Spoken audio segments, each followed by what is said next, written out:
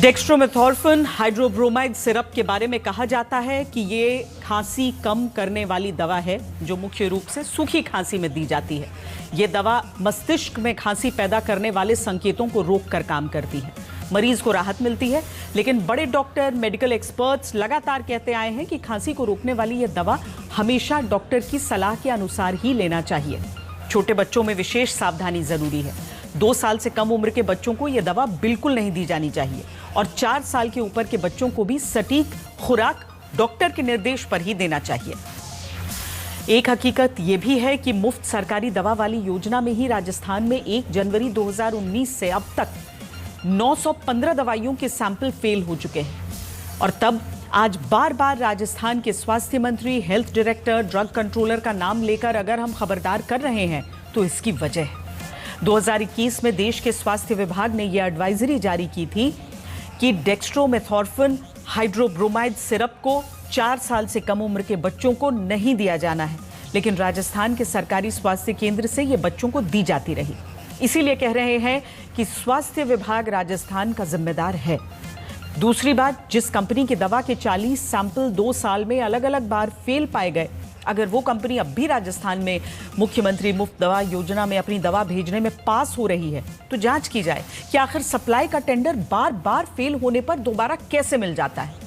तीसरी बात, सरकार ने एक जगह पर डॉक्टर और फार्मासिस्ट को जिम्मेदार ठहरा दिया इस दावे के साथ कि फार्मासिस्ट ने कैसे दवा दे दी, लेकिन यही स्वास्थ्य विभाग ये सच छिपा लेता है कि राजस्थान में फार्मासिस्ट के 11,516 पद खाली। देश में कोई निजी दवाई की दुकान खोलना चाहे तो सरकार बिना फार्मासिस्ट लाइसेंस के दुकान नहीं खोलने देती, लेकिन सरकार के दवा स्टोर्स पर फार्मासिस्ट है ही नहीं और वो दवा हेल्थ विभाग आंख पर पट्टी बांधकर बंटवा दे रहा है, जिससे मौत और बीमारी का दावा परिजन करते हैं। कफ सिरप से मौत के दावे पर जिम्मेदार कौन है? सरकारी स्वास्थ्य विभाग, माता पिता या फिर डॉक्टर फार्मासिस्ट? सवाल इसलिए क्योंकि राजस्थान में सरकार ने कफ सिरप को क्लीन चिट दे दी, माता पिता को स्वास्थ्य मंत्री ने कटघरे में खड़ा कर दिया और सीकर में एक डॉक्टर फार्मासिस्ट को निलंबित कर दिया। आज तक ने इसीलिए खबरदार करती इन्वेस्टिगेशन शुरू की, जिसमें पता चलता है कि ज्यादातर जगहों पर सरकारी डॉक्टरों ने एंटी कोल्ड सिरप पर्चे पर तब लिख कर दे दिया जब बच्चों को लेकर माता पिता खांसी की दवा लेने पहुंचे। वहां पर सरकारी स्वास्थ्य केंद्र पर मौजूद कर्मचारियों ने एंटी कोल्ड सिरप के नाम पर फिर से डेक्स्ट्रोमेथोर्फिन हाइड्रोब्रोमाइड सिरप ही बच्चों के माता पिता को दे दिया, जबकि 4 साल पुरानी गाइडलाइन है कि 4 साल से कम उम्र के बच्चों को ये सिरप नहीं दिया जा सकता।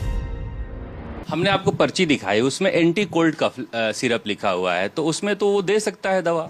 एंटी कोल्ड सिरप में एंटी कोल्ड सिरप आती है, वही सप्लाई में दी जाती है और वही जो है रोगी को जो है। साल्ट क्यों नहीं लिखते डॉक्टर? ब्रांड ट्रेडिशनल जो है, जो अपना जो जेनरिक नेम है वही लिखा जाता है। साल्ट में मल्टीपल साल्ट होते हैं तो चिकित्सक के लिए थोड़ा सा दिक्कत होती है कि अगर एक दवाई में 4 प्रकार के साल्ट है तो 4 प्रकार के उसको साल्ट लिखने पड़ेंगे। तो आपके यहाँ जीएनएम लगे हुए हैं, वो तो कोई भी एंटी कोल्ड सिरप दे देंगे? नहीं, जो उनको बाकायदा प्रशिक्षण दिया जाता है, प्रशिक्षण के उपरांत ही जो है ना, जो उनको बताया गया है कि आपको चिकित्सक की जो दवा लिखी गई है वही दवाई उनको दी जानी।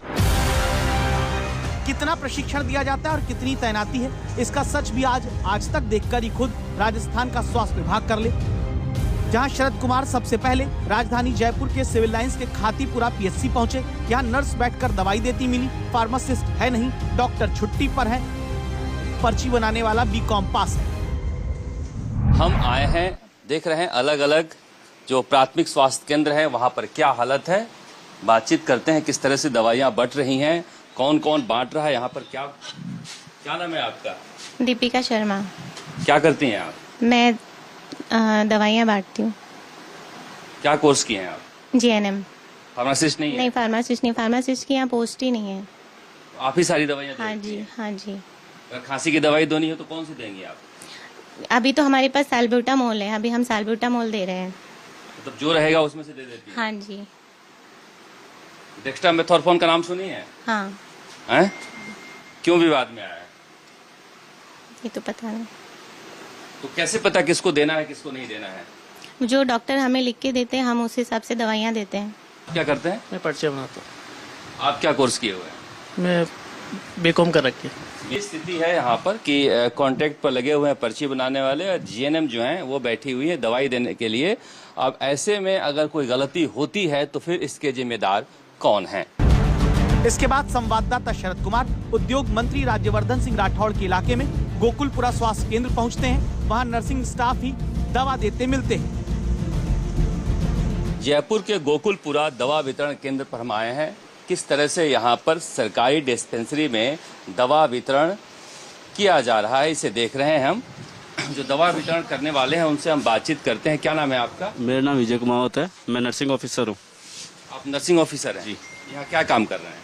मैं फार्मासिस्ट, ये दवाई को काम कर रहे हैं हम यहाँ पे, ड्रेसिंग वगैरह सब कुछ।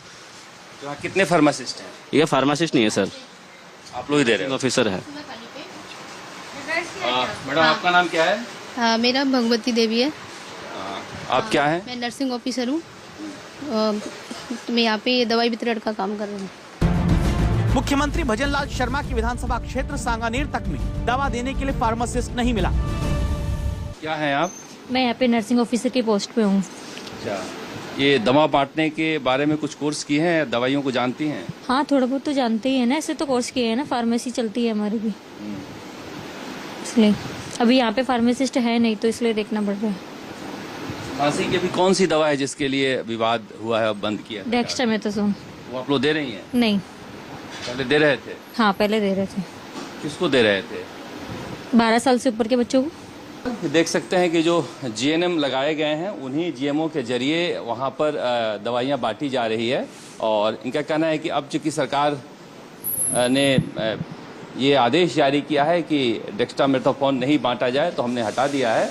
पर ये स्थिति है हर पीएससी सीएससी पर जहाँ पर कोई भी फार्मासिस्ट नहीं है, डॉक्टर दवाई लिख कर देते हैं, वो अपने हिसाब से देखकर उन दवाइयों को देते हैं। तो फिर बताइए अब जिम्मेदार कौन हुआ? जहां विवादित कफ सिरप बनाने वाली कंपनी पर स्वास्थ्य विभाग की कृपा है, सरकारी हेल्थ सेंटर पर फार्मासिस्ट है नहीं, वहां जनता की जान भगवान भरोसे छोड़ने वाले स्वास्थ्य मंत्री, स्वास्थ्य निदेशक, ड्रग कंट्रोलर पर एक्शन नहीं होता है, तो फिर सरकार ये साफ कर दे कि जनता अपनी जान की रक्षा खुद करे, सरकार भरोसे ना बैठे।